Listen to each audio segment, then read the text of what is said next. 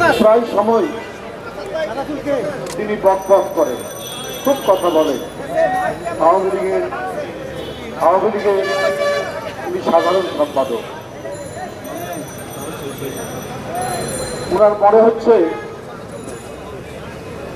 বিএনপির জন্য তার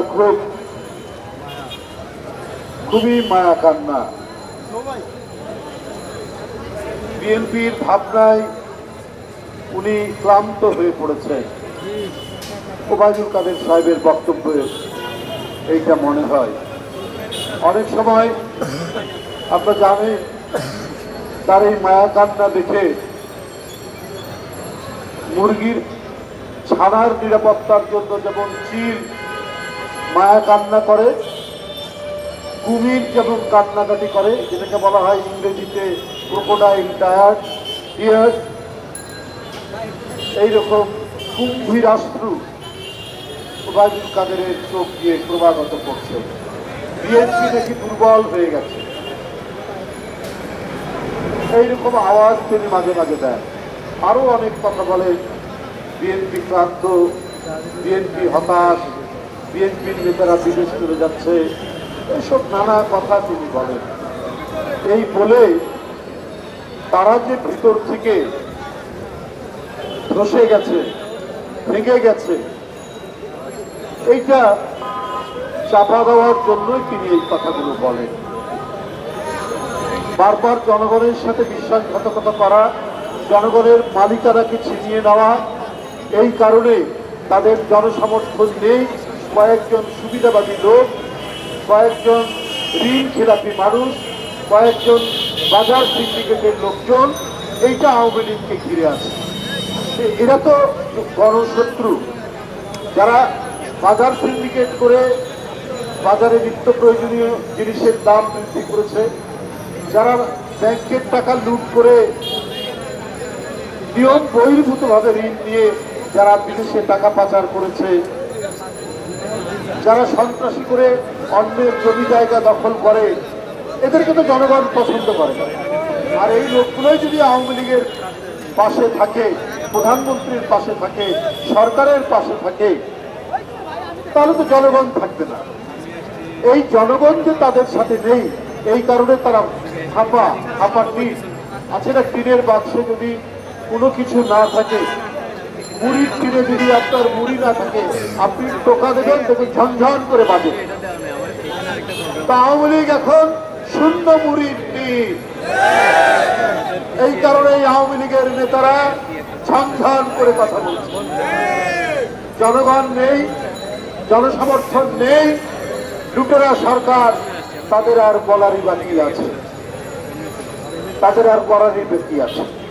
এত চেষ্টা করলেন, আওয়ামী লীগের লোকরাই বললেন এই যে একটা দামি নির্বাচন তারা করতে যাচ্ছেন, যেখানে জনগণের কোন সমর্থন নেই, সেইখানে আওয়ামী লীগের লোকেরাই বললেন যারে সব যদি মন্ত্রী এমপির আত্মীয় স্বজন, মন্ত্রী এমপির শ্যালক, তার বউ, তার সন্তান, এরাই যদি উপজেলা নির্বাচনে দাঁড়ায়, তাহলে আওয়ামী লীগের অন্য নেতারা কি করবে? এই জন্য আওয়ামী লীগের কেন্দ্র থেকে তাদেরকে নিষেধ করলো, কারো বউ, কারো শালা, কারো সন্তান দাঁড়াবে না। কিন্তু একজনও কথা শোনেনি, সবাই দাঁড়িয়েছে। যা অন্য একটি মন্ত্রীর আত্মীয় স্বজন যারা দাঁড়িয়েছে, স্ত্রী, পুত্র, কন্যা, শ্যালক, তারা বলছে যে প্রধানমন্ত্রী নেই, 20 থেকে 25 জন আত্মীয় স্বজন উপজেলা নির্বাচন লাগিয়েছে।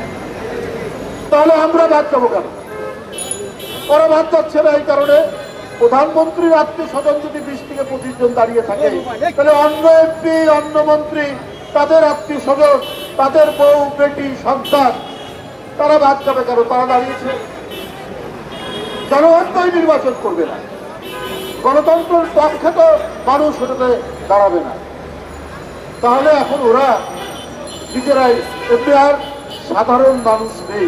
আওয়ামী লীগের অন্য কোনো নেতারা তারা সুযোগ পাচ্ছে না, পাচ্ছে হচ্ছে আওয়ামী লীগের মন্ত্রী এমপি, যারা সুবিধাবাদী, যারা সুযোগ অনুসন্ধানী, অধিকাংশই হচ্ছে ব্যবসায়ী। তারা নমিনেশন কিনছে, রাজনীতি করেন যারা তারা আসবে। দলের সংকট হলে, ক্রাইসিস হলে এরা তো থাকবে না, কিন্তু ওরাই এখন দখল করে আছে। তো ওবায়দুল কাদের সাহেব, আপনার দল যে শূন্য টিনের বাক্স হয়ে গেছে ওইটা আগে ভরুন, আর তারপরে বিএনপির কথা বলুন। বিএনপি দুর্বল হয়েছে না সবল আছে এইটা তো টের পান প্রতি মুহূর্তে, যার কারণে আওয়ামী লীগকে দিয়ে মোকাবেলা করার সাহস নাই বিএনপি। এই জন্য আইন শৃঙ্খলা বাহিনী পুলিশকে সাজিয়েছে, রাষ্ট্রের পৃষ্ঠপোষকতায় জনগণকে স্তব্ধ করেছে, জনগণের গলায় দড়ি দিয়ে বন্দী করে রাখার চেষ্টা করছে, অপচেষ্টা করে আজকে কথা বলছে। ভাঙা কলসি বাজে বেশি।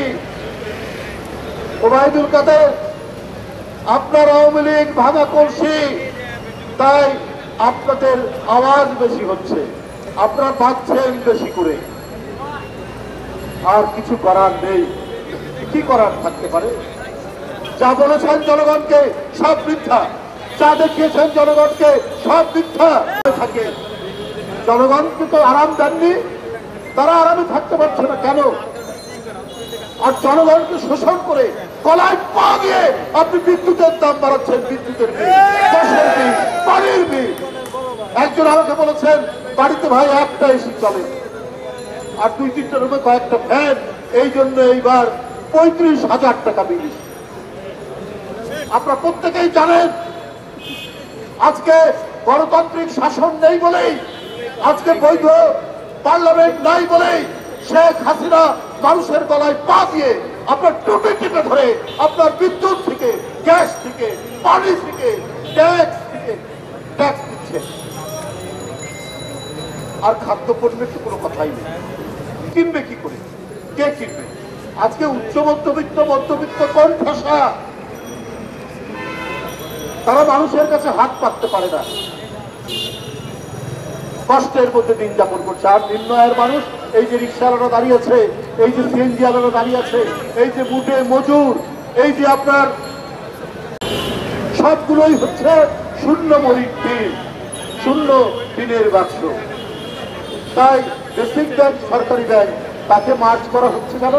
ওই বিএনপির আমলে বেসিক ব্যাংক তো ধসে যায়নি।